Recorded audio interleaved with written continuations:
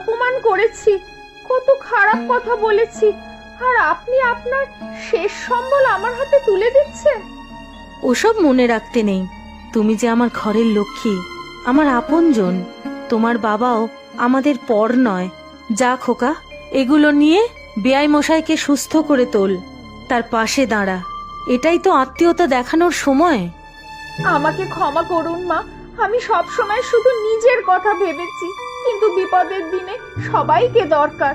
আমাকে ক্ষমা করুন মা, বকুন, মারুন, আমি অন্যায় করেছি মা, অনেক বড় অন্যায় করেছি। আমি কিছুই মনে রাখিনি বৌমা। তবে হ্যাঁ, একটা কথা, বৌমা, তুমি যখন শাশুড়ি হবে তখন এই দিনের কথা মনে রেখো কিন্তু।